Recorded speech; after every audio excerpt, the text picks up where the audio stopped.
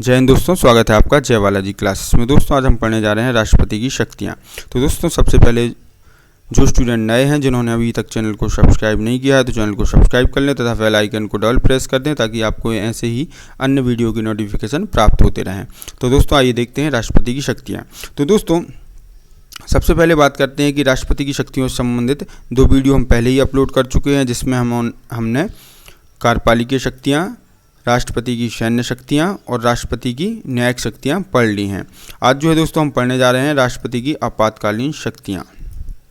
तो दोस्तों आइए देखते हैं राष्ट्रपति की आपातकालीन शक्तियाँ। तो दोस्तों भारतीय संविधान के अनुसार राष्ट्रपति को कितने प्रकार से आपात की उद्घोषणा करने का अधिकार दिया गया है? तो दोस्तों भारत के राष्ट्रपति को 3 प्रकार के आपात की उद्घोषणा करने का अधिकार दिया गया है। पहला, अनुच्छेद 352 के तहत राष्ट्रपति राष्ट्रीय आपात की उद्घोषणा कर सकता है। अनुच्छेद 356 के अनुसार राष्ट्रपति जो है राष्ट्रपति शासन की उद्घोषणा कर सकता है। और अनुच्छेद 360 के तहत राष्ट्रपति वित्तीय आपात की उद्घोषणा कर सकता है। तो दोस्तों आइए देखते हैं कि संविधान में 3 प्रकार के संकट काल का अनुमान किया गया है, जिसके लिए राष्ट्रपति को विस्तृत संकटकालीन अधिकार प्रदान किए गए हैं। राष्ट्रपति को कितने प्रकार की आपात की उद्घोषणा करने का अधिकार है? तो दोस्तों राष्ट्रपति को निम्न 3 प्रकार के संकट या आपात की उद्घोषणा करने का अधिकार है। पहला देखें, अनुच्छेद 352 के तहत राष्ट्रपति जो है राष्ट्रीय आपात की उद्घोषणा कर सकता है। अनुच्छेद 356 के तहत राष्ट्रपति राष्ट्रपति शासन की उद्घोषणा कर सकता है। और अनुच्छेद 360 के तहत राष्ट्रपति जो है वित्तीय आपात की उद्घोषणा कर सकता है। तो दोस्तों आइए सबसे पहले देखते हैं हम राष्ट्रीय आपात के बारे में। तो दोस्तों राष्ट्रीय आपात की बात करें तो दोस्तों राष्ट्रपति किन परिस्थितियों में राष्ट्रीय आपात की उद्घोषणा करता है? तो दोस्तों जब राष्ट्रपति को यह समाधान हो जाता है कि युद्ध, बाह्य आक्रमण या सशस्त्र विद्रोह के कारण भारत या उसके किसी भाग की सुरक्षा संकट में है, तो राष्ट्रपति उस स्थिति में राष्ट्रीय आपात की उद्घोषणा कर सकता है। ठीक है दोस्तों। अब दोस्तों यहाँ पर हम देख रहे हैं सशस्त्र विद्रोह। तो दोस्तों सशस्त्र विद्रोह को जो है आंतरिक अशांति के स्थान पर प्रतिस्थापित किया गया है। तो दोस्तों इसे आंतरिक अशांति के स्थान पर प्रतिस्थापित करने के लिए हमने 44वां संविधान संशोधन किया था 1978 में। ठीक, चलिए इसके बाद हम बात करें दोस्तों राष्ट्रीय आपात की उद्घोषणा के लिए क्या आवश्यक है? तो दोस्तों राष्ट्रीय आपात की उद्घोषणा के लिए आवश्यक है मंत्रिमंडल की लिखित सहमति। ठीक, तो आपात की उद्घोषणा के लिए मंत्रिमंडल की लिखित सहमति आवश्यक है। और दोस्तों राष्ट्रीय आपात की उद्घोषणा का 1 माह के भीतर संसद द्वारा समर्थन हो जाना चाहिए, नहीं तो दोस्तों इस प्रकार की घोषणा 1 माह के अंदर समाप्त हो जाएगी। और दोस्तों यदि संसद का समर्थन मिल जाता है तो दोस्तों यह आपात 6 माह के लिए लागू हो जाएगा।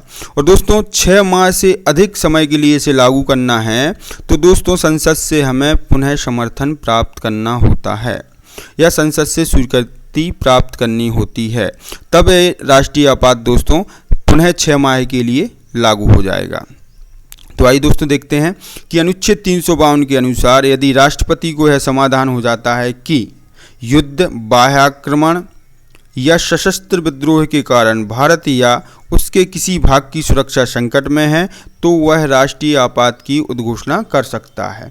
अब दोस्तों ये जो सशस्त्र विद्रोह है इसको प्रतिस्थापित किया गया है। तो दोस्तों सशस्त्र विद्रोह को 44वें संविधान संशोधन 1978 के द्वारा आंतरिक अशांति के स्थान पर प्रतिस्थापित किया गया है। ठीक, अब दोस्तों बात करें कि राष्ट्रीय आपात की उद्घोषणा के लिए मंत्रिमंडल की लिखित सहमति आवश्यक है। ठीक, चलिए इसके बाद और क्या आवश्यक है दोस्तों? तो दोस्तों राष्ट्रीय आपात की उद्घोषणा का 1 माह के भीतर राष्ट्रीय आपात की उद्घोषणा का 1 माह के भीतर किससे अनुमोदन आवश्यक है? किससे अनुमोदन लेना आवश्यक है, अर्थात किससे स्वीकृति लेनी आवश्यक है? तो संसद से स्वीकृति लेनी आवश्यक है। तो दोस्तों आपात की उद्घोषणा का 1 माह के भीतर संसद द्वारा अनुमोदन किया जाना चाहिए। अनुमोदन के पश्चात दोस्तों यह आपात कितने माह के लिए लागू हो जाएगा? तो दोस्तों अनुमोदन के पश्चात यह आपात 6 माह तक लागू रहेगा। और दोस्तों 6 माह से अधिक लागू रखने के लिए इसका पुनः संसद से क्या आवश्यक है? अनुमोदन आवश्यक है। ठीक, तो 6 माह बाद भी लागू रखने के लिए इसका पुनः अनुमोदन आवश्यक है। ठीक, अब तक दोस्तों भारत में कितनी बार राष्ट्रीय आपात लगाया जा चुका है? तो दोस्तों अब तक भारत में 3 बार राष्ट्रीय आपात लगाया जा चुका है। पहला 1962 में, दूसरा 1971 में और तीसरा 1975 में। ठीक, तो आइए देख लेते हैं कि धातव्य के अनुच्छेद 352 के तहत अब तक कुल 3 बार आपातकाल की घोषणा की गई है। पहला है 1962 में भारत पर चीन द्वारा आक्रमण करने के कारण राष्ट्रीय आपात लगाया गया। 1971 में जो है दोस्तों भारत पर पाकिस्तान के आक्रमण के कारण लगाया गया। तीसरा जो आपात है दोस्तों भारत में 1975 में आंतरिक अशांति के आधार पर कांग्रेस सरकार द्वारा लगाया गया। ठीक है, चलिए हो गया दोस्तों हमारा राष्ट्रीय आपात। अब इसके बाद हम बात करें दोस्तों राष्ट्रपति शासन की। तो दोस्तों राज्यपाल से प्रतिवेदन मिलने पर जब राष्ट्रपति को यह समाधान हो जाता है कि उस राज्य का जो शासन है दोस्तों संविधान के उपबंधों के अनुसार नहीं चलाया जा सकता, उस स्थिति में दोस्तों जो है राष्ट्रपति क्या करता है, राष्ट्रपति शासन लगा देता है उस राज्य में, और राष्ट्रपति शासन लगा के उस राज्य का शासन अपने हाथों में ले लेता है। ठीक, तो दोस्तों राष्ट्रपति शासन लगाने के पश्चात दोस्तों क्या आवश्यक है? तो दोस्तों ऐसी उद्घोषणा, राष्ट्रपति की उद्घोषणा की स्वीकृति दोस्तों संसद से 2 माह के भीतर लेना आवश्यक है। ठीक, स्वीकृति यदि हमें नहीं मिलती है 2 माह के भीतर संसद से तो दोस्तों यह उद्घोषणा समाप्त हो जाती है, और दोस्तों यदि स्वीकृति मिल जाती है तो यह उद्घोषणा 6 माह के लिए लागू हो जाएगी एक बार में। और दोस्तों 6 माह से अधिक समय के लिए इसे लगाना है तो दोस्तों इसे पुनः 6 माह पश्चात संसद से स्वीकृति लेना आवश्यक है। ऐसी 6 माह की स्वीकृति लेकर दोस्तों हम इसे कुल मिलाकर 3 वर्षों तक लगा सकते हैं, या दोस्तों इस प्रकार की उद्घोषणा जो है 6 माह करके 3 वर्ष तक लगाई जा सकती है।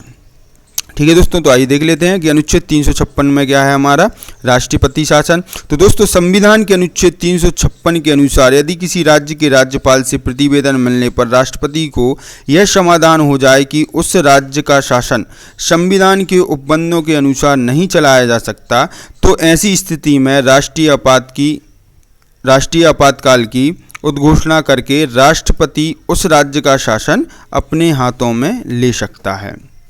ठीक, और दोस्तों ऐसी उद्घोषणा की स्वीकृति संसद से कितने माह के भीतर लेना आवश्यक है? तो दोस्तों ऐसी उद्घोषणा की स्वीकृति संसद से 2 माह के भीतर लेना आवश्यक है।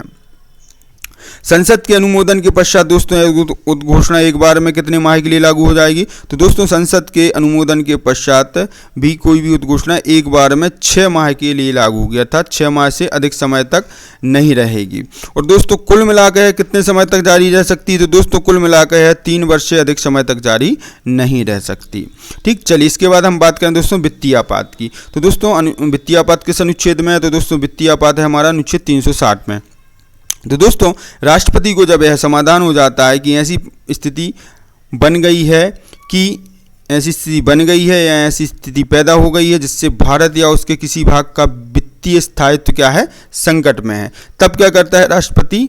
वित्तीय आपात की उद्घोषणा करता है। अब तक दोस्तों भारत में क्या वित्तीय आपात लगाया गया है? तो दोस्तों अब तक भारत में वित्तीय आपात नहीं लगाया गया है। ठीक, तो बात करें दोस्तों अनुच्छेद 360 के अनुसार राष्ट्रपति को यह समाधान हो जाए कि ऐसी स्थिति पैदा हो गई है जिससे भारत अथवा उसके किसी भाग का वित्तीय स्थायित्व क्या है, संकट में है, तब राष्ट्रपति वित्तीय आपात की उद्घोषणा कर सकता है। ठीक है, तो दोस्तों ये हो गई राष्ट्रपति की आपातकालीन शक्तियाँ। इसके बाद दोस्तों देख लेते हैं राष्ट्रपति की राजनयिक शक्तियाँ। तो दोस्तों राजनयिक शक्तियों की बात करें दोस्तों तो हमें पता है कि जो हमारा राष्ट्रपति है वो क्या है, भारतीय संघ का संवैधानिक प्रमुख है। तो दोस्तों भारतीय संघ का जब वह संवैधानिक प्रमुख है तो विदेश में भारत का प्रतिनिधित्व कौन करता होगा? तो दोस्तों विदेश में भारत का प्रतिनिधित्व भारत का राष्ट्रपति करता है। और दोस्तों विदेशों में स्थित भारतीय दूतावासों के लिए राजदूत और कूटनीतिक प्रतिनिधियों की नियुक्ति कौन करता है? तो कौन करता है दोस्तों? राष्ट्रपति करता है। और दोस्तों विदेशों के राजदूत और कूटनीतिक प्रतिनिधियों के प्रमाण पत्र कौन स्वीकार करता है? तो कौन स्वीकार करता है दोस्तों? राष्ट्रपति करता है। ऐसे ही दोस्तों विदेशों में संधियां और समझौते किसके नाम से किए जाते हैं? तो किसके नाम से किए जाते हैं दोस्तों? राष्ट्रपति के नाम से किए जाते हैं। तो आइए देख लेते हैं दोस्तों, भारतीय संघ का संवैधानिक प्रमुख होने के नाते दोस्तों राष्ट्रपति विदेशिक क्षेत्र में भारत का क्या करता है? प्रतिनिधित्व करता है। राष्ट्रपति जो है दोस्तों विदेशों में स्थित भारतीय दूतावासों के लिए राजदूतों व कूटनीतिक प्रतिनिधियों की नियुक्ति करता है और विदेशों के राजदूत व कूटनीतिक प्रतिनिधियों के प्रमाण पत्रों को स्वीकार करता है। ऐसे ही दोस्तों विदेशों में संधियां और समझौते किसके नाम से किए जाते हैं दोस्तों? किसके नाम से किए जाते हैं? राष्ट्रपति के नाम से किए जाते हैं। तो दोस्तों ये हो गई राष्ट्रपति की राजनयिक शक्तियाँ। तो दोस्तों इससे आगे जो है नेक्स्ट वीडियो में हम राष्ट्रपति की जो बाकी शक्तियाँ हैं उनको देख लेंगे। तो दोस्तों यदि आपको हमारे पढ़ाने का तरीका अच्छा लगता है तो हमारे चैनल को सब्सक्राइब करें, शेयर करें और हमारे वीडियो पर लाइक और कमेंट करना ना भूलें।